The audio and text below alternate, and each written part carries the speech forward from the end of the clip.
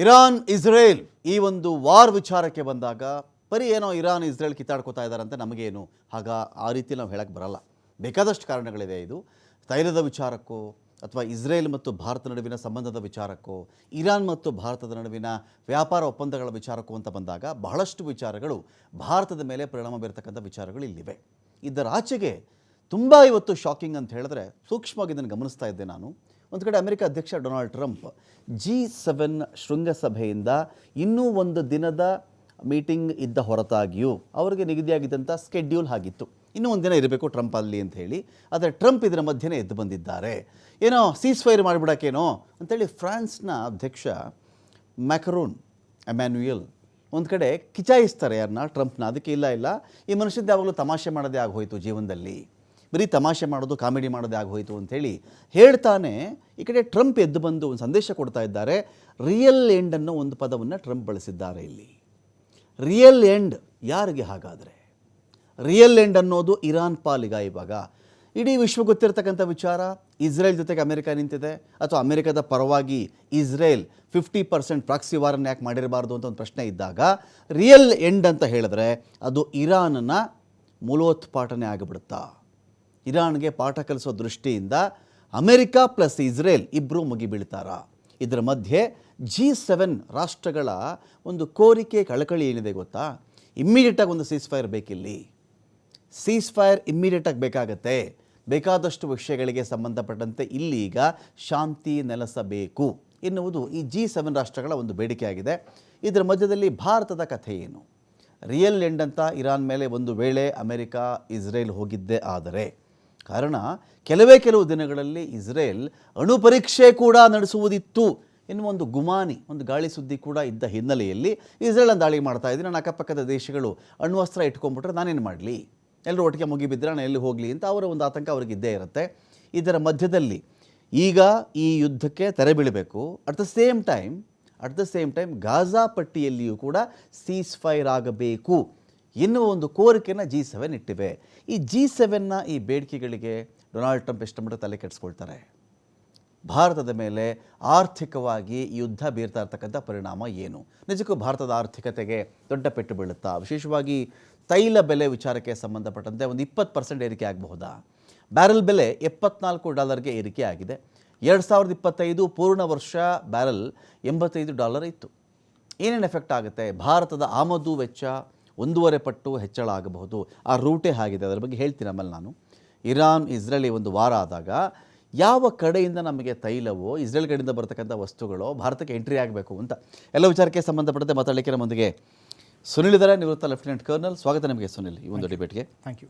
ಇನ್ನೊಂದು ಕಡೆ ನಮ್ಮನ್ನು ಡಾಕ್ಟರ್ ಕೇಶವ ಅವರು ಜಾಯ್ನ್ ಆಗ್ತಾ ಇದ್ದಾರೆ, ಆರ್ಥಿಕ ತಜ್ಞರು. ಸ್ವಾಗತ ನಿಮಗೆ ಕೇಶವ ಸರ್ ಈ ಒಂದು ಡಿಬೇಟ್ಗೆ. ಇನ್ನೊಂದು ಕಡೆ ನಮಗೆ ವಾಸುದೇವರಾವ್ ಸರ್ ನಮ್ಮನ್ನು ಜಾಯ್ನ್ ಆಗಿದ್ದಾರೆ, ಮಾಜಿ ನಿರ್ದೇಶಕರು, ಮಂಗಳೂರಿನ ಏರ್ಪೋರ್ಟ್. ಸ್ವಾಗತ ನಿಮಗೆ ವಾಸುದೇವ್ ಸರ್. ನಮಸ್ಕಾರ. ಓಕೆ, ನಾನು ಮೊದಲಿಗೆ ಸುನಿಲ್ ಬಳಿ ಹೋಗ್ತಿದ್ದೀನಿ. ನಾನು ಸುನಿಲ್, ಈ ಒಂದು ಇರಾನ್ ಇಸ್ರೇಲ್ ಅಂತ ಬಂದಾಗ ನಮಗೇನೋ ಅವರಿಬ್ಬರೇನೋ ಬಡ್ದಾಡ್ಕೊಳ್ತಾರೆ ಅಂತ ಇರಬಹುದೇನೋ, ಆದರೆ ಇವತ್ತು ವಿಶ್ವದ ಯಾವುದೇ ಮೂಲೆಯಲ್ಲಿ ಎಲ್ಲೇ ಒಂದು ಯುದ್ಧ ಆದರೆ, ಒಂದು ಬೆಂಕಿ ಕಡ್ಡಿ ಜ್ವರ ಗೀರಿದ್ರು ಕೂಡ ಎರಡು ರಾಷ್ಟ್ರಗಳ ನಡುವೆ, ಸೊ ಅದರದ್ದು ಎಫೆಕ್ಟು ಒಂದಲ್ಲ ಒಂದು ರೀತಿಯಲ್ಲಿ ನಮ್ಮ ದೇಶಕ್ಕೂ ಆಗೇ ಆಗುತ್ತೆ. ಯಾವತ್ತಿಗೆ ನಾವು LPG ಲಿಬರಲೈಸೇಷನ್, ಗ್ಲೋಬಲೈಸೇಷನ್, ಪ್ರೈವೇಟೈಸೇಷನನ್ನು ವೆಲ್ಕಮ್ ಮಾಡಿಕೊಂಡ್ವೋ, ವಿಶ್ವದ ಒಂದಲ್ಲ ಒಂದು ದೇಶದೊಂದಿಗೆ ನಮ್ಮ ಸಂಪರ್ಕ, ವ್ಯಾಪಾರ ವಹಿವಾಟು ವಿಚಾರದಲ್ಲಿ ಇದ್ದೇ ಇರುತ್ತೆ. ಕೆಲವು ಒಪ್ಪಂದಗಳು ನಾವು ಸೈನ್ ಕೂಡ ಮಾಡಿರ್ತೀವಿ. ಇದೀಗ ಎಲ್ಲಿಗೆ ಬಂದು ನಿಂತಿದೆ ಈಗ ಇಸ್ರೇಲ್ ಮತ್ತು ಇರಾನ್ನ ಯುದ್ಧ? ಈ ಕ್ಷಣಕ್ಕೆ ಎಲ್ಲಿಗೆ ಬಂದು ನಿಂತ್ಕೊಂಡಿದೆ ಅಂತ ಇವತ್ತಿನ ಒಂದು ಪರಿಸ್ಥಿತಿ ಏನು ನೀವು ಹೇಳಿದ್ರಲ್ಲ, ಡೊನಾಲ್ಡ್ ಟ್ರಂಪ್ ಸಡನ್ ಆಗಿ ಅಲ್ಲಿಂದ ಹೊರಟು ಯುನೈಟೆಡ್ ಸ್ಟೇಟ್ಸ್ಗೆ ವಾಪಸ್ ಹೋಗಿದ್ದಾರೆ. ಆ್ಯಂಡ್ ಒಂದು ತುಂಬ ಇಂಪಾರ್ಟೆಂಟ್ ಸ್ಟೇಟ್ಮೆಂಟ್ ರಿಯಲ್ ಎಂಡ್ ಬಂದಿದೆ, that a real end has to be put. See, ಟ್ರೇಡ್ನ ನಾವು ಒಂದು ಕಡೆ ಇಟ್ಟು ಗ್ಲೋಬಲ್ ಎಫೆಕ್ಟ್ಸ್ ಏನು ಅಂತ ಅಂದರೆ ಹೈಯರ್ ಗ್ಲೋಬಲ್ ಎಫೆಕ್ಟ್ಸ್. ಈಗ ಇಮ್ಯಾಜಿನ್ ಮಾಡ್ಕೊಳ್ಳಿ, ಈ ಕಾನ್ಫ್ಲಿಕ್ಟ್ ಈಗ ಇಸ್ರೇಲ್ ಇರಾನ್ ಮೇಲೆ ಈಗ ಅಟ್ಯಾಕ್ ಮಾಡಿದೆ, ದೆನ್ ಇರಾನ್ ರಿಟಾಲಿಯೇಟ್ ಮಾಡ್ತಿದೆ, ಇದೆಲ್ಲ ನಡೀತಿದೆ. ಬಟ್ ಕಾರಣ ಏನು ಅಂತ ಹೇಳ್ಬಿಟ್ಟು ನಾವು ಫಸ್ಟ್ ನೋಡಬೇಕು. ದ ಬಿಗ್ಗರ್ ಗ್ಲೋಬಲ್ ಎಫೆಕ್ಟ್ ಬಗ್ಗೆ ನಾನು ಮಾತಾಡ್ತಾ ಇದ್ದೀನಿ. ಇಸ್ರೇಲ್ ಅವರ IDF ಚೀಫ್ ಆಫ್ ಸ್ಟಾಫ್ ಅವರು ಒಂದು ಸ್ಟೇಟ್ಮೆಂಟ್ ಮಾಡಿದರು. ಯಾವತ್ತು ಮೊನ್ನೆ ಇಸ್ರೇಲ್ ಮೇಲೆ ಫಸ್ಟ್ ಅಟ್ಯಾಕ್, ಇರಾನ್ ಮೇಲೆ ಫಸ್ಟ್ ಅಟ್ಯಾಕ್ ಮಾಡುತ್ತಲ್ಲ, ಇಸ್ರೇಲ್ ಅಟ್ಯಾಕ್ ಮಾಡಿದ ತಕ್ಷಣ ಅವ್ರು ಹೇಳಿದ್ರು, we are at a point of no return ಅಂತ ಹೇಳ್ಬಿಟ್ಟು ಅವ್ರು ಹೇಳಿದ್ರು. The chief of staff of Israeli defence forces ಏನಂತ ಹೇಳಿದ್ರೆ, ಯಾವ ಒಂದು ನ್ಯೂಕ್ಲಿಯರ್ನ ಪವರಿಗೋಸ್ಕರ ಯೂಸ್ ಮಾಡಬೇಕಿತ್ತು, ಅದು ಅವರು ಮಿಲಿಟರಿ ಗ್ರೇಡ್ಗೆ ಎನ್ರಿಚ್ ಮಾಡಿಬಿಟ್ಟಿದ್ದಾರೆ. Okay. And rumours if they are to be believed in ಸ್ವಲ್ಪ ದಿನದಲ್ಲೇ ಒಂದು ನ್ಯೂಕ್ಲಿಯರ್ ಟೆಸ್ಟ್ ಆಗೋದಿತ್ತು. ಓಕೆ. ನಾವು imagine one more nuclear country ಅಕ್ಕಪಕ್ಕ in the Middle East. Hmm. In the Middle East of course ಅಲ್ಲಿನ ರೆಜಿಮ್ ಹೇಗಿದೆ ಅಂತ ಹೇಳ್ಬಿಟ್ಟು ಎಲ್ಲರಿಗೂ ಗೊತ್ತಿದೆ. ಅದು ಕಟ್ಟರ್ ಇಸ್ಲಾಮಿಕ್ ರೆಜಿಮ್ ಅಲ್ಲಿರೋದು. Okay. Imagine a nuclear country sitting in Middle East. ಆ ನ್ಯೂಕ್ಲಿಯರ್ ಕಂಟ್ರಿಯಿಂದ the first effect any day, ಯಾಕಂದ್ರೆ ಮಿಡ್ಲ್ ಈಸ್ಟ್ ಅಲ್ಲಿ ಎಲ್ಲ ಅರಬ್ ಕಂಟ್ರೀಸ್ಗೆ ಬಿಫೋರ್ ಅಬ್ರಹಾಂ ಅಕಾರ್ಡ್ಸ್ 2020 ಅದು ಸೈನ್ ಆಗೋಕ್ಕೆ ಮುಂಚೆ ಎಲ್ಲರ ಕಾಮನ್ ಎನಿಮಿ ಏನಿದೆ Israel, even if accords are there, ಅದು ಇಸ್ರೇಲ್ ಏನೇನೆ. ಇಸ್ರೇಲ್ ಏನು ಹೇಳುತ್ತೆ, ಈಗ ನಾವೇನಾದರೂ ಅದನ್ನ ಬಿಟ್ಬಿಟ್ರೆ ವಿ ಆರ್ ಡನ್. ಓಕೆ. ನಾವಿಷ್ಟು ದಿನ ನಾವು ಯಾವ ಒಂದು ಅಸ್ತಿತ್ವಕ್ಕೋಸ್ಕರ ನಾವು ಹೋರಾಡಿದೀವಿ, ನಮ್ಮ ಅಸ್ತಿತ್ವನೇ ಇಲ್ದಿರ ಆಗ್ಬಿಡುತ್ತೆ ಅನ್ನೋದು ಇಸ್ರೇಲ್ ವಾದ. ಓಕೆ. ಸತ್ಯ, ಇಫ್ ನ್ಯೂಕ್ಲಿಯರ್ ಮಟೀರಿಯಲ್ ಯುರೇನಿಯಂನ ಅವ್ರು ಏನಾದರೂ ಮಿಲಿಟರಿ ಗ್ರೇಡ್ಗೆ ಇರಾನ್ ಮಾಡಿದೆ ಅಂತ ಹೇಳಿದ್ರೆ, ಎನ್ರಿಚ್ ಮಾಡಿದೆ ಅಂತ ಹೇಳಿದ್ರೆ, okay, it is the truth. That's where it is standing. Okay. One more nuclear country, common enemy Israel and United States also. Okay. So there can be bigger global effects apart from trade. ವಾಸುದೇವರ sir, ನನ್ನ point ಇಲ್ಲಿ ಅತಿ ಮುಖ್ಯವಾಗಿ ಈ Israel ಹೇಳ್ತಾ ಇದೆ, ಇರಾನ್ನ ವಾಯು ಪ್ರದೇಶದ ಮೇಲೆ ನಾನು ನಿಯಂತ್ರಣ ಸಾಧಿಸ್ತಾ ಇದ್ದೀನಿ, ಅವ್ರದ್ದು ಅನೇಕ ಕ್ಷಿಪಣಿ ಹೊತ್ತೊಯ್ಯುವಂತಹ ವಾಹನಗಳನ್ನು ನಾನು ಧ್ವಂಸ ಮಾಡಿ ಹಾಕಿದ್ದೀನಿ, ಅವರ ಯುದ್ಧ ವಿಮಾನಗಳನ್ನು ಹೊಡೆದು ಹಾಕಿದ್ದೀನಿ ಅಂತ ಹೇಳ್ತಾ ಇದೆಯಲ್ಲ. ಈ ಒಂದು ವಾಯು ಸೀಮೆ, ವಾಯು ಪ್ರದೇಶದ ಮೇಲೆ ಇನ್ನೊಂದು ದೇಶ ಕಂಟ್ರೋಲ್ ತಗೊಳ್ಳೋದು ಅಂದರೆ ಹೇಗೆ? ಸುಮಾರು 1500-1700 ಕಿಲೋಮೀಟರ್ ದೂರದಿಂದ ಅಂತ. ನಮಸ್ಕಾರ.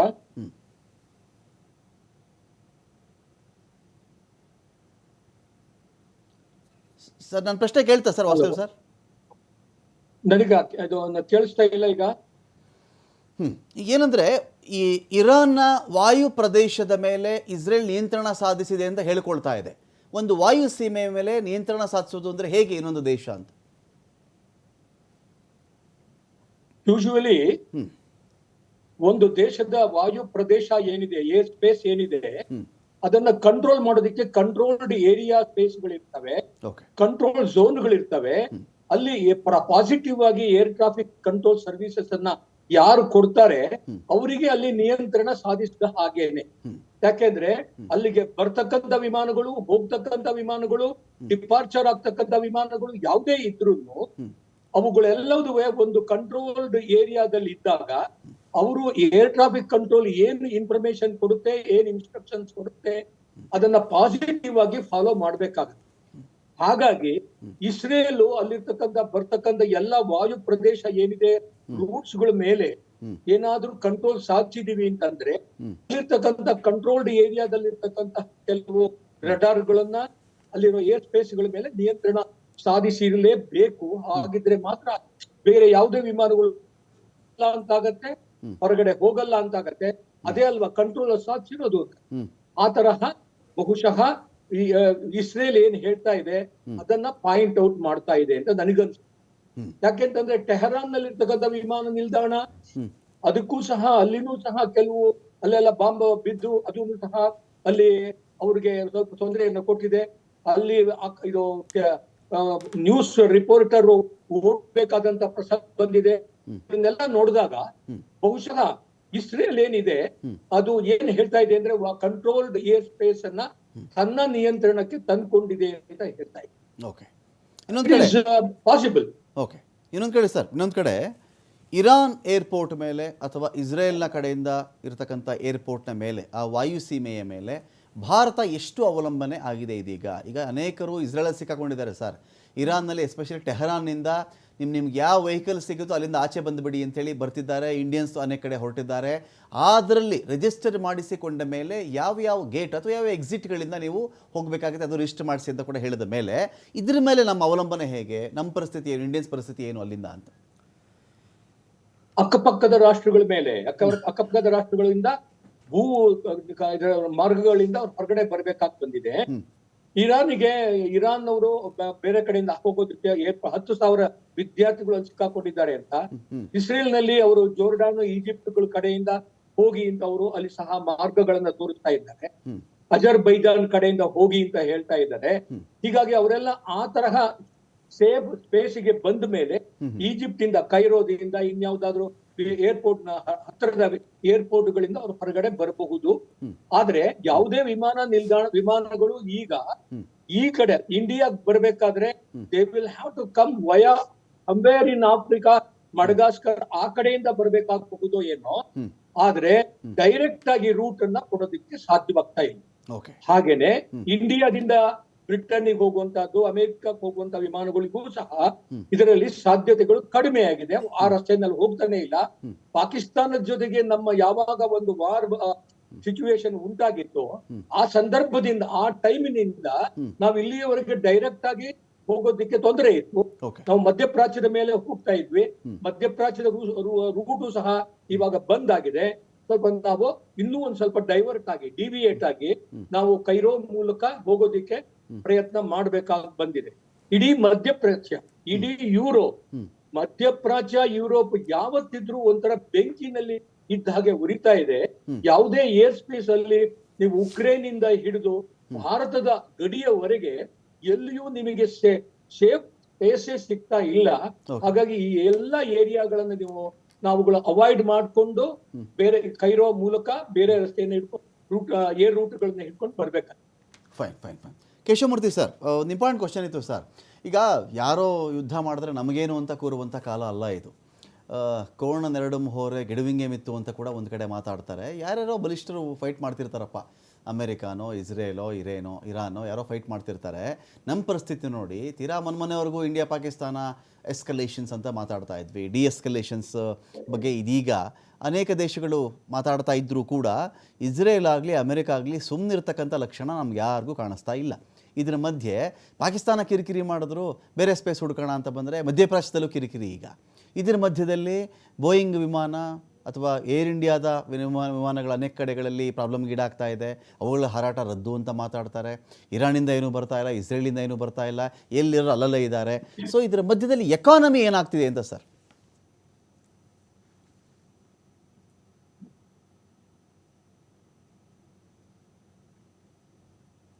ಕೇಶವ ಸರ್, ಕೇಳಿಸ್ತಾ ಇದೆಯಾ?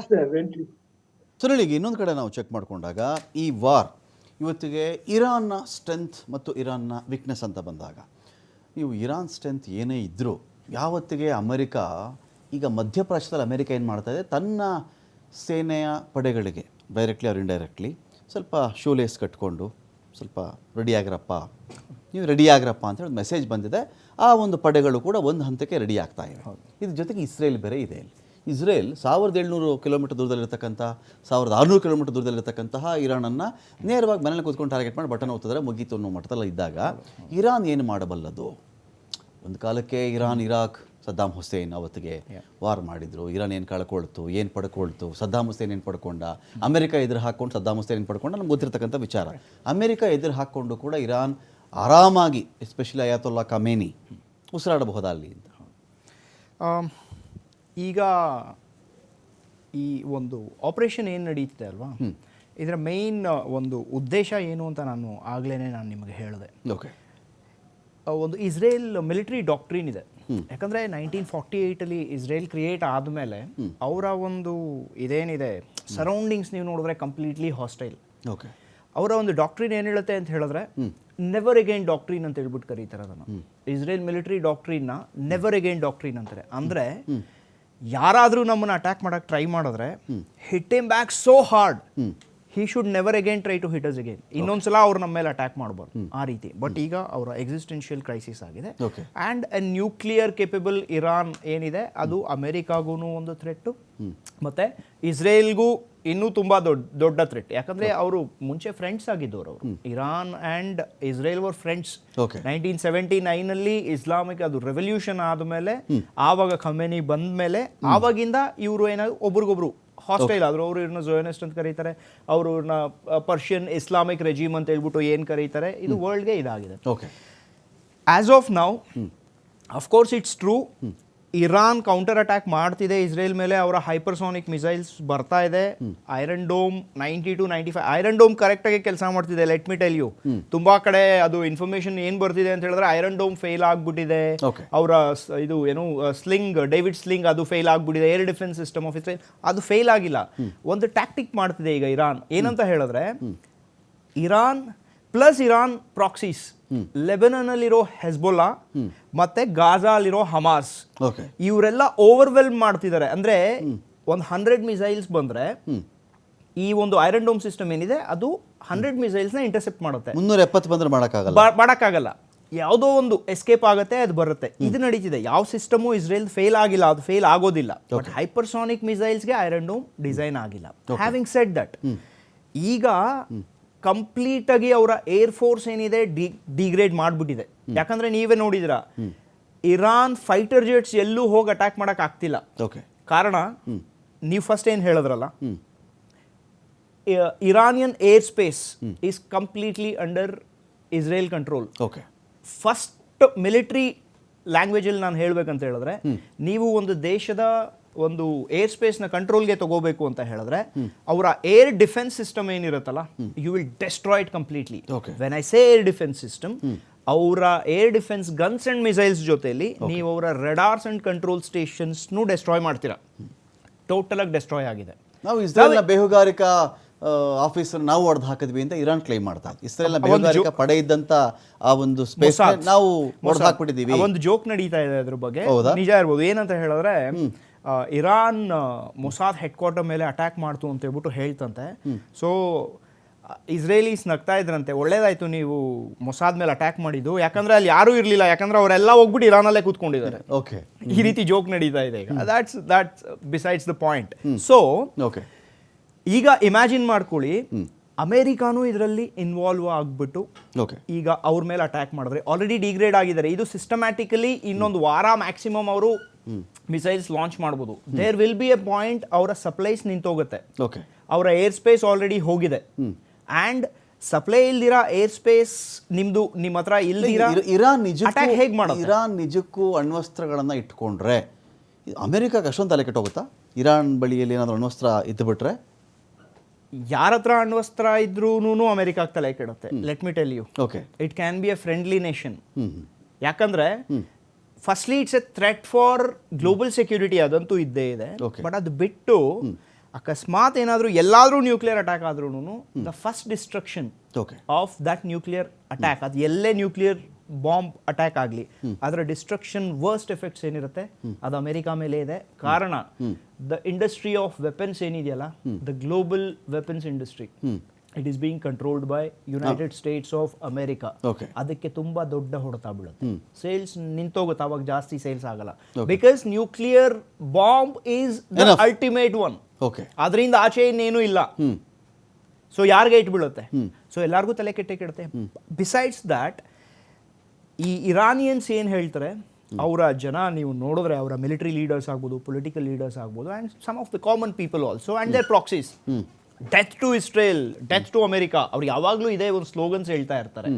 ಆ ರೀತಿ ಇದ್ದಾಗ ಒಂದು ಈ ರೀತಿಯಾದಂಥ ಒಂದು ಹಾಸ್ಟೈಲ್ ರೆಜಿಮ್ ಏನಿದೆ ಅದನ್ನ ಚೇಂಜ್ ಮಾಡೋಕ್ಕೂ ಟ್ರೈ ಮಾಡ್ತಿದ್ದಾರೆ.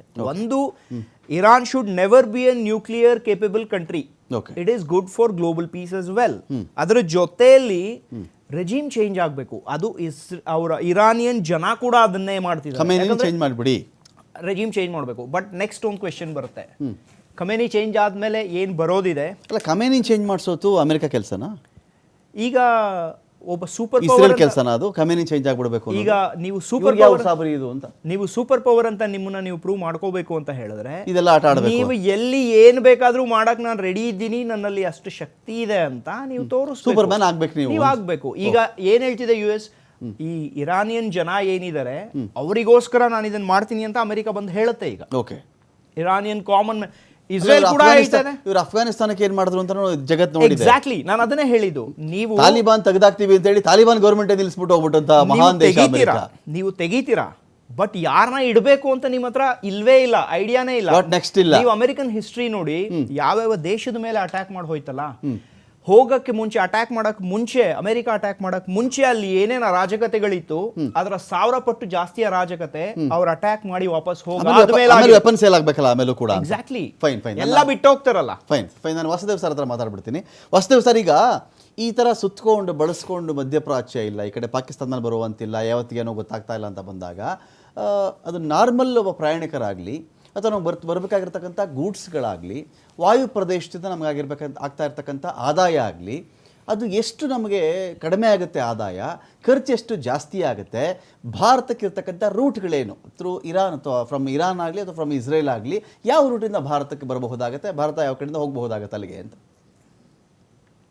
ಅಲ್ಲ, ಇದು ಏರ್ ಟ್ರಾಫಿಕ್ ಕಂಟ್ರೋಲ್ ಅವಾಗಿನ ಒಂದು ಪರಿಸ್ಥಿತಿಯಲ್ಲಿ ಏನನ್ನ ಸಿವಿಲ್ ಏವಿಯೇಷನ್ ಏರ್ಕ್ರಾಫ್ಟ್ ಗಳಿಗೆ ಅದು ಕೆಲವು ರೂಟ್ಗಳನ್ನ ಇಂಟರ್ನ್ಯಾಷನಲ್ ಸಿವಿಲ್ ಏವಿಯೇಷನ್ ಆರ್ಗನೈಸೇಷನ್ ಮೂಲಕ ಅದನ್ನ ಮಾಡ್ಕೊಳ್ತಾರೆ.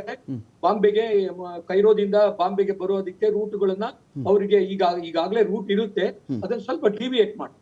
ಈಗಂತೂ ಏರ್ ನ್ಯಾವಿಗೇಷನ್ ರೂಟ್ಸ್ ಅಂತ ಸಿಸ್ಟಮ್ ಇದೆ, ಅವರು ಬೇಕಾದ ರೀತಿಯಲ್ಲಿ ಅದನ್ನ ಡಿವೈಸ್ ಮಾಡ್ತಾರೆ. But they will have to avoid ಮಧ್ಯಪ್ರಾಚ್ಯ, ಇಸ್ರೇಲ್ ಈ ಕಡೆ ರಸ್ತೆಯಲ್ಲಿ ಈ ರೂಟ್ಗಳಲ್ಲಿ ಬರ್ತಕ್ಕದ್ದನ್ನ ಅವಾಯ್ಡ್ ಮಾಡ್ತಾರೆ. ಪಾಕಿಸ್ತಾನದ ಮೇಲೆ ಹೋಗಲ್ಲ, ಸ್ವಲ್ಪ ಅದರಲ್ಲಿ ಫ್ಯೂಯಲ್ಗೆ ಸ್ವಲ್ಪ ಜಾಸ್ತಿ ಫ್ಯೂಯಲ್ ತಗೊಂಡೋಗ್ಬೇಕಾಗತ್ತೆ, ಹಾಗಾಗಿ ಟೈಮ್ ಜಾಸ್ತಿ ಆಗುತ್ತೆ, ಜನಗಳಿಗೆ ರೇಟ್ ಫ್ರೈಟ್ ಇದು ಟಿಕೆಟ್ ರೇಟ್ಗಳು ಜಾಸ್ತಿ ಆಗುತ್ತೆ.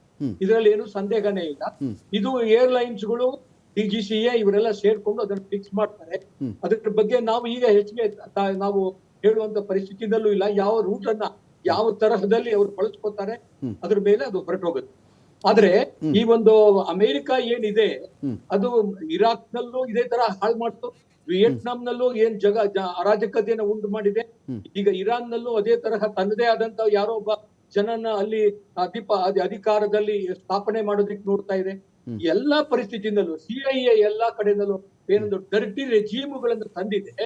ಅದೇ ತರದ ಪರಿಸ್ಥಿತಿ ಮಧ್ಯಪ್ರಾಚ್ಯದಲ್ಲಿ 15-16 ಮುಸ್ಲಿಂ ರಾಜ್ಯಗಳು, ಒಂದು ಇಸ್ರೇಲ್, ಈ ಮಧ್ಯ ಅದು ಹೇಗೆ ಇವುಗಳನ್ನ ಸ್ಥಾಪನೆ ಮಾಡೋದಕ್ಕೆ ಸಾಧ್ಯ ಆಗತ್ತೆ, ಸ್ಥಿರತೆ ಸಾಧ್ಯವಾಗತ್ತೆ ಅನ್ನೋದು ನಮಗೆ ಗೊತ್ತಿಲ್ಲ. ಯಾಕಂದ್ರೆ ಇರಾಕ್ ನಲ್ಲಿ ಇನ್ನೂನು ಸಮಾಧಾನದ ಒಂದು ಪರಿಸ್ಥಿತಿ ಉಂಟಾಗಿಲ್ಲ. ಅಲ್ಲಿ ಬೇರೆ ಬೇರೆ ಇದು ಮಿಲಿಟೆಂಟ್ಸ್ ಗ್ರೂಪ್ಗಳು ವರ್ಕ್ ಮಾಡ್ತಾ ಇದ್ದಾವೆ. ಅವುಗಳನ್ನೆಲ್ಲ ನೋಡಿದಾಗ ಬಹುಶಃ ಇನ್ನೂ ಒಂದ್ ಸ್ವಲ್ಪ ವರ್ಷಗಳ ಕಾಲ ಮಧ್ಯಪ್ರಾಚ್ಯ ಉರಿತಾನೆ ಇರುತ್ತೋ ಏನೋ ಅಂತ ಅನ್ಸುತ್ತೆ. ಹಾಗಾಗಿ ನಾವು ಬೇರೆ ಏರ್ ರೂಟ್ಗಳನ್ನ ಹುಡುಕೋಬೇಕಾಗತ್ತೆ. ಅದಕ್ಕೆ ಬೇಕಾದ ರೀತಿಯಲ್ಲಿ ಬಹುಶಃ ಸ್ವಲ್ಪ ಏನೊಂದು ವ್ಯತ್ಯಾಸಗಳಿವೆ ರೇಟ್ ನಲ್ಲಿ, ಟೈಮ್ ನಲ್ಲಿ, ಇವೆಲ್ಲ ಸಾಧ್ಯತೆಗಳನ್ನ ನಾವು, ಅದು ದೂರಗಾಮಿ ಪರಿಣಾಮ. ತೈಲದ ಬೆಲೆ ಏರ್ತಾ ಇದೆ, ಅದನ್ನು ಸಹ ನಾವು ನೋಡ್ಬೇಕಾಗತ್ತೆ. ಅದೃಷ್ಟವಶಾತ್ ಏನೋ ಅಂಡಮಾನ್ ನಲ್ಲಿ ತೈಲ ಸಿಕ್ಕಿದೆ ಅಂತ ಇದ್ದಾರೆ. ಇವೆಲ್ಲದನ್ನ ಪರಿಸ್ಥಿತಿ ನೋಡಿದಾಗ ಭಾರತಕ್ಕೆ ಅಂತಹ ಒಂದು ಪರಿಸ್ಥಿತಿ ಹೊಡ್ತಾ ಕೊಡ್ತಕ್ಕಂತ ಸಿಚುವೇಶನ್ ಬರ್ಲಿಕ್ಕಿಲ್ವೋ ಏನೋ ಅಂತ ನಾವು ಆಸೆ ಪಡ್ಬೋದು ಏನೋ.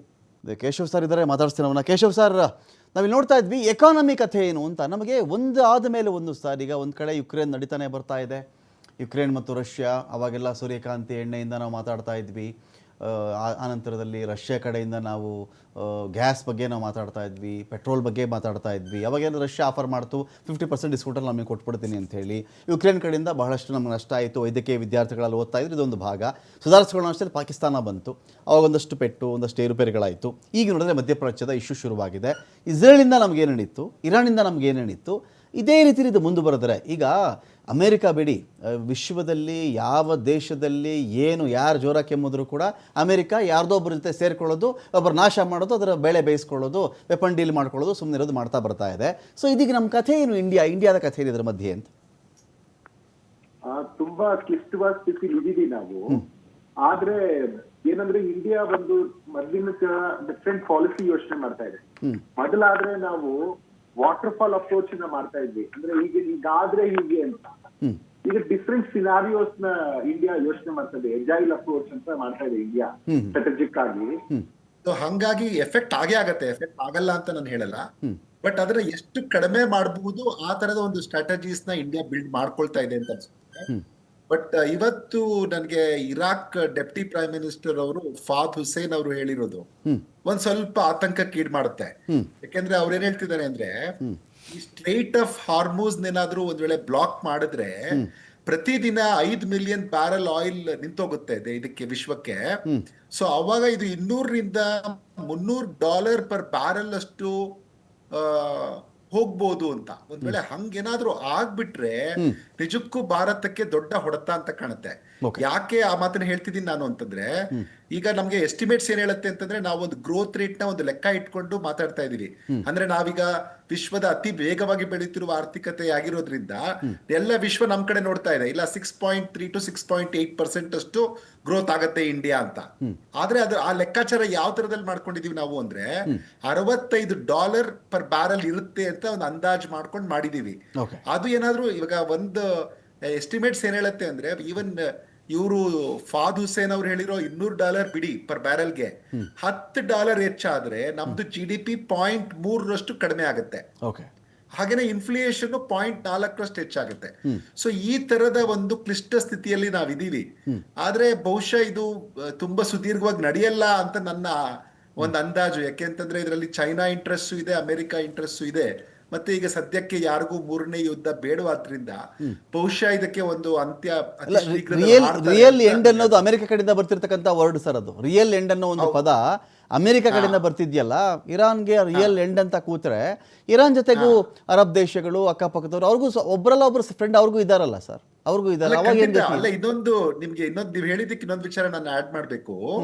ಚೈನಾದವ್ರಿಗೆ 80% ಎಕ್ಸ್ಪೋರ್ಟ್ ಯಾರು ಮಾಡ್ತಾ ಇದಾರೆ ಆಯಿಲ್ ಅಂತಂದ್ರೆ, ಚೈನಾ ಏನು ಇರಾನ್ ಏನ್ ಪ್ರೊಡ್ಯೂಸ್ ಮಾಡುತ್ತೆ ಪ್ರತಿ ಇದು 33 ಮಿಲಿಯನ್ ಬ್ಯಾರಲ್ ಅದು ಪ್ರತಿದಿನ ಪ್ರೊಡ್ಯೂಸ್ ಮಾಡುತ್ತೆ.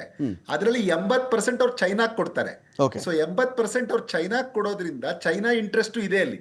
ಸೊ ಹಂಗಾಗಿ ಚೈನಾ ಅವ್ರಿಗೆ ಬ್ಯಾಕ್ ಮಾಡ್ತಾರೆ ಅಂತ ಗ್ಯಾರಂಟಿ ಆದ ತಕ್ಷಣ USA ಮಾತುಕತೆಗೆ ಇಸ್ರೇಲ್ ನ ಒಪ್ಸುತ್ತೆ ಅಂತ ನನ್ನ ಲೆಕ್ಕಾಚಾರ. ಈಗ ಇನ್ನೊಂದು ಸರ್, ಈಗ ಇಸ್ರೇಲ್ ಪಾಯಿಂಟ್ ಆಫ್ ವ್ಯೂಯಿಂದ ನೋಡಿದಾಗ, ಈಗ ಒಂದು ದೇಶವನ್ನು ನಾವು ಮೊದಲು ಅವ್ರನ್ನ ಬಾಂಬು ಅಥವಾ ಮಿಸೈಲ್ ಅಥವಾ ಡ್ರೋನ್ ಈ ದಾಳಿಯಿಂದ ಅಲುಗಾಡ್ಸೋಕ್ಕಿಂತ ಮುಂಚೆ ಎಕನಾಮಿಕಲಿ ಅವ್ರನ್ನ ಬ್ಲಾಕ್ ಮಾಡಬೇಕು ಅಂತ.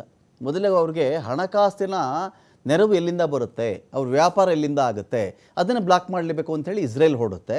ಇಸ್ರೇಲ್ನ ಏನೇನು ಬ್ಲಾಕ್ ಮಾಡಬೇಕು ಅಂತ ಇರಾನ್ ಟ್ರೈ ಮಾಡ್ತಾ ಇರುತ್ತೆ. ಈಗ ಚೈನಾ ಈ ಥರ ಇವರೇನೋ ಆರಾಮಾಗಿ ವ್ಯಾಪಾರ ಮಾಡಿಕೊಂಡು ಚೈನಾಯಿಂದ ಪ್ರತಿದಿನ ಇವರು ತೈಲ ಮಾರ್ಕೊಂಡು ದುಡ್ಡು ಬರ್ತಾ ಇದ್ದರೆ ಅವ್ರು ಎಷ್ಟು ಬೇಕಾದ್ರೂ ಕೊಂಡ್ಕೊಳ್ತಾನೆ ಇರ್ತಾರೆ ಇರಾನ್ನವರು ಯುದ್ಧ ಶಸ್ತ್ರಾಸ್ತ್ರಗಳನ್ನು. ಸೊ ಹಾಗಿದ್ದಾಗ ಇವರು ಅದನ್ನು ಬ್ಲಾಕ್ ಮಾಡೋಕ್ಕೆ ಟ್ರೈ ಮಾಡ್ತಾರೆ. ಅದಕ್ಕೆ ತೈಲ ಬಾವಿಗಳನ್ನೇ ಟಾರ್ಗೆಟ್ ಮಾಡ್ಕೊಂಡು ಅಟ್ಯಾಕ್ ಮಾಡ್ತಾ ಇರೋದು. ತೈಲ ಬಾವಿಗಳೇ ಟಾರ್ಗೆಟ್ ಇವರಿಗೆ, ಇಸ್ರೇಲ್ ಅವರಿಗೆ.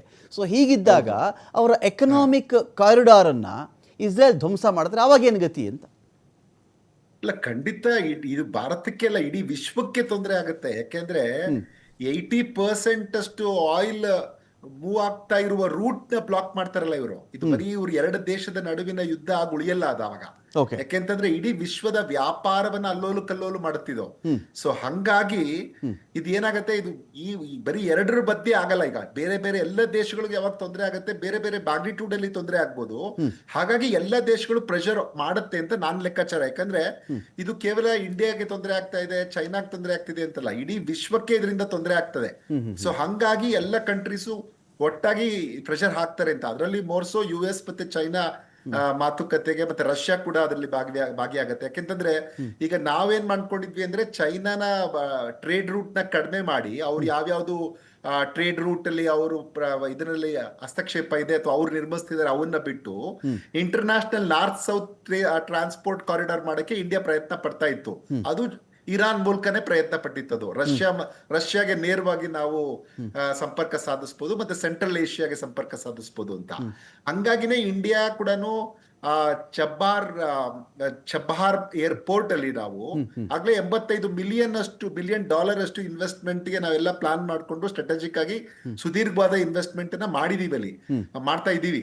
ಸೊ ಹಿಂಗಾಗಿರೋದ್ರಿಂದ ಭಾರತದಕ್ಕೂ ಅದರ ಇಂಟ್ರೆಸ್ಟ್ ಇದೆ. ಹಂಗಾಗಿ ಇಂಡಿಯಾನು ತುಂಬಾ ಟ್ರಿಕ್ಕಿ ಸಿಚುಯೇಷನ್ ಅಲ್ಲಿ ಇದೆ. ಬ್ಯಾಲೆನ್ಸ್ ಮಾಡ್ಬೇಕು.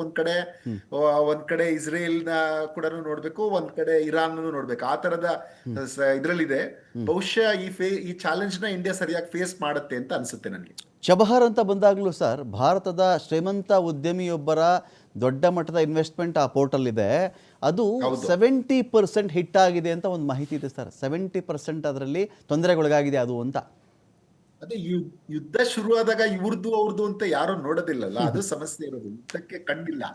ಅವ್ರೇನು ಅಂದ್ರೆ ನಾಶ, ಯುದ್ಧ ಯಾವುದೇ ದೇಶ ಮಾಡಿದ್ರೇನು ಅದು ನಾಶ ಮಾಡುವಂತದ್ದು ಇಸ್ರೇಲ್ ಉದ್ದೇಶ ಆಗಿದ್ದರಿಂದ ಅವ್ರದ್ದೇನೋ ಒಂದು ಆಬ್ಜೆಕ್ಟಿವ್ ಇದೆ. ಸೊ ಹಂಗಾಗಿ ಸ್ಟ್ರಾಟಜಿಕ್ ಆಗಿ ಎಲ್ಲವನ್ನ ಹೊಡಿತಾ ಇದಾರೆ ಅವರು. ಸೊ ಹಂಗಾಗಿ ಇಡೀ ಇದು ಇಂಡಿಯಾಗೂ ತೊಂದರೆ ಆಗತ್ತೆ, ವಿಶ್ವಕ್ಕೂ ತೊಂದರೆ ಆಗತ್ತೆ ಅನ್ನೋಂಥದ್ದು ನನ್ನ ಮಾತು. ಈಗ ಅಮೆರಿಕ ಪಾಯಿಂಟ್ ಆಫ್ ವ್ಯೂ ಇಂದ ನೋಡಿದಾಗ, ಈಗ ಅಮೆರಿಕ ಈಗ ಯುದ್ಧಗಳು ಏನೂ ಇಲ್ದಿದ್ದ ಕಾಲದಲ್ಲೇ ಡೊನಾಲ್ಡ್ ಟ್ರಂಪ್ ನೀತಿಗಳು ಇಡೀ ಅಮೆರಿಕವನ್ನೇ ಅಲ್ಲೋಲ ಕಲ್ಲೋಲ ಮಾಡಿ ಹಾಕ್ತಾ ಇದೆ. ಯಾರು ಇವತ್ತಿರ್ತಾರೋ ಅಮೆರಿಕಾದಲ್ಲಿ, ಯಾರು ಇರಲ್ವೋ, ಯಾರಿಗೆ ವೀಸಾ ಕೊಡ್ತಾರೋ, ಯಾರು ಕೊಡಲ್ವೋ, ಚೈನಾ ಮೇಲೆ ಒಂದು ಟ್ಯಾಕ್ಸ್ ಅಂತಾರೆ, ಭಾರತದ ಮೇಲೆ ಒಂದು ಟ್ಯಾಕ್ಸ್ ಅಂತ ಹೇಳ್ತಾರೆ. ಮನಸ್ಸಿಗೆ ಬಂದಂಥ ಒಂದು ದೊಡ್ಡ ಟ್ಯಾಕ್ಸ್ ವಾರೇ ಇವತ್ತಿಗೂ ಚಾಲ್ತಿಯಲ್ಲಿದೆ. ಸ್ವಲ್ಪ ಆ ಕಡೆ ಈ ಕಡೆ ಚೌಕಾಸಿ ನಡೀತಾನೆ ಬರ್ತಾ ಇದೆ, ಅದು ಬೇರೆ ಪಾರ್ಟು. ಇದರ ಮಧ್ಯೆ ಈಗ ಒಂದು ಮಧ್ಯಪ್ರಾಚ್ಯದ ಒಂದು ಬಿಕ್ಕಟ್ಟಿದೆಯಲ್ಲ, ಇದು ಇನ್ನೂ ಹದಗೆಡಿಸುತ್ತಾ ಇಡೀ ವಿಶ್ವದ ಅರ್ಥವ್ಯವಸ್ಥೆಯನ್ನ ಅಂತ? ಖಂಡಿತ ಹದಗೆಡಿಸುತ್ತೆ. ಅದು ಟ್ರಂಪಿನ ಟ್ಯಾರಿಫ್ ಇಂದ ವಿಶ್ವ ಇದು ವರ್ಲ್ಡ್ ಟ್ರೇಡ್ ಆರ್ಗನೈಸೇಷನ್ ಹೇಳಿತ್ತು, ಈ ಸರಿ ಟ್ರೇಡ್ ಎಕ್ಸ್ಪ್ಯಾಂಡ್ ಆಗುತ್ತೆ ಅಂತ ಭಾವಿಸಿದ್ವಿ ಈ ವರ್ಷ ನಾವು 25-26 ಅಲ್ಲಿ. ಆದ್ರೆ ಅದು 2.3% ಎಕ್ಸ್ಪ್ಯಾಂಡ್ ಆಗತ್ತೆ ಅಂತ ಭಾವಿಸಿದ್ರು. ಆಮೇಲೆ ಟ್ರಂಪ್ ಟ್ಯಾರಿಫ್ ಬಂದ್ಮೇಲೆ ಅವರು 0.2 ಕಾಂಟ್ರಾಕ್ಟ್ ಆಗತ್ತೆ, ಕಡಿಮೆ ಆಗತ್ತೆ ಅಂತ ಲೆಕ್ಕ ಹಾಕಿದ್ರು.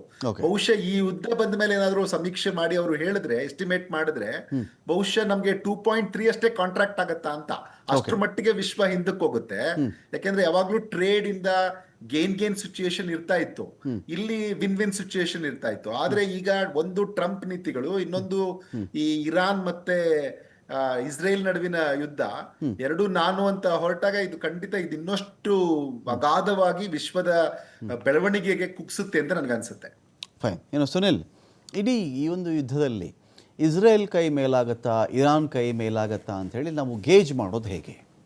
ಅಂದರೆ ನಾವು ಅಳಿಯೋಕ್ಕಾಗತ್ತಾ? ಈಗ ನಾವು ಯಾರ್ಯಾರ ಬಳಿಲಿ ಯಾವ್ಯಾವ ಶಸ್ತ್ರಾಸ್ತ್ರ ಸಂಗ್ರಹ ಇದೆ ಎನ್ನುವುದರ ಆಧಾರದ ಮೇಲೇ ಯುದ್ಧ ಇವರೇ ಗೆದ್ದು ಬಿಡ್ತಾರೆ ಅಂತ ನಾವು ಹೇಳೋಕ್ಕಾಗಲ್ಲ. ಖಂಡಿತ ಆಗಲ್ಲ. ಜೊತೆಗೆ ಇಲ್ಲಿ ಇಸ್ರೇಲ್ ಜೊತೆಗೆ ಅಮೆರಿಕ ಇರುವ ಕಾರಣದಿಂದಾಗಿ ಚಾನ್ಸಸ್ ಎಷ್ಟು ಮಟ್ಟಿಗೆ ಜಾಸ್ತಿ ಇದೆ ಇಸ್ರೇಲ್ಗೆ? ಈ ಒಂದು ಕಾನ್ಫ್ಲಿಕ್ಟ್ ಸ್ಟಾರ್ಟ್ ಆಗೋಕ್ಕೆ ಮುಂಚೆ ಇಸ್ರೇಲ್ ಒಂದು ಮಾತು ಹೇಳಿತ್ತು, ಇದು ನಮ್ಮ ಎಕ್ಸಿಸ್ಟೆನ್ಸ್ ಪ್ರಶ್ನೆ.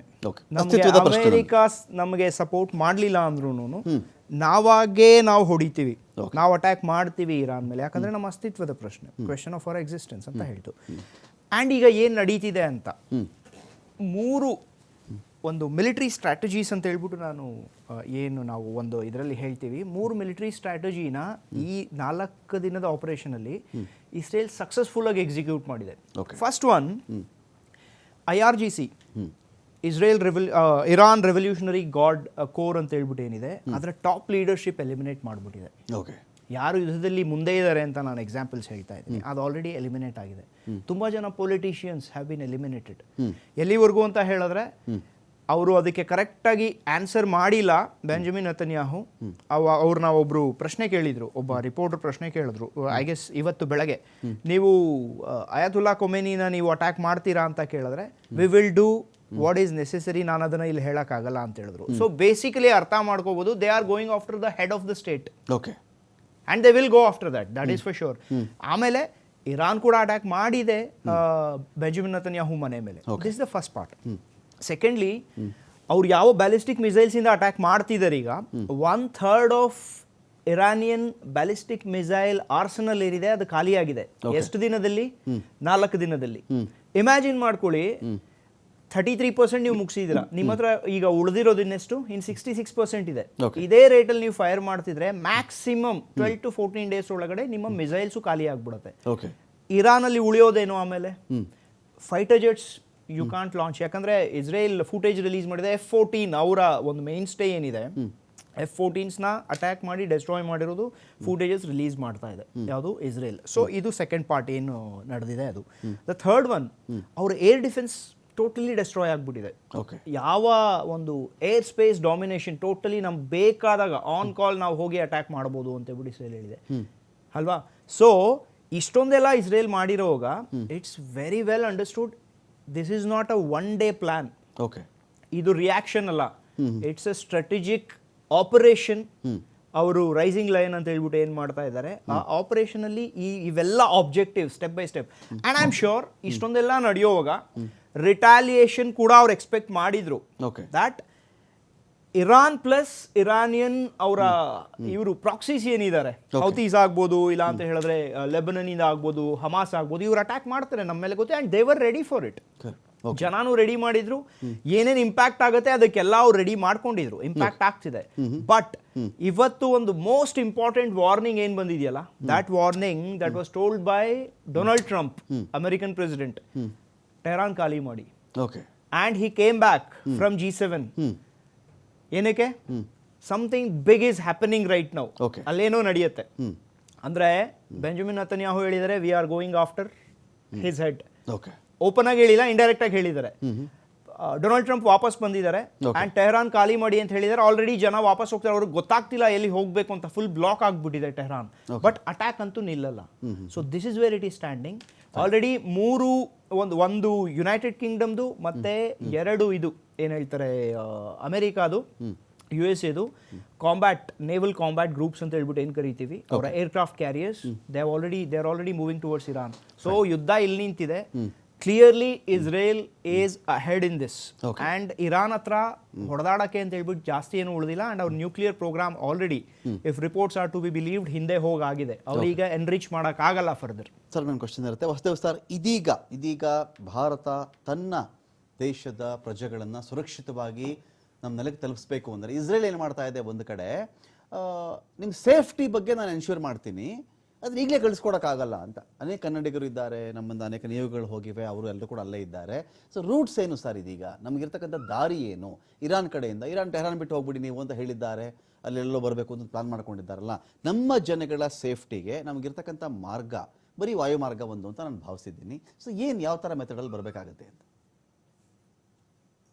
ಅಜರ್ಬೈಜಾನ್ ಕಡೆಯಿಂದ ಹೋಗ್ಬೇಕು ಅಂತ ಕೆಲವರಿಗೆ ಇನ್ಸ್ಟ್ರಕ್ಷನ್ ಸಿಕ್ಕಿದೆ.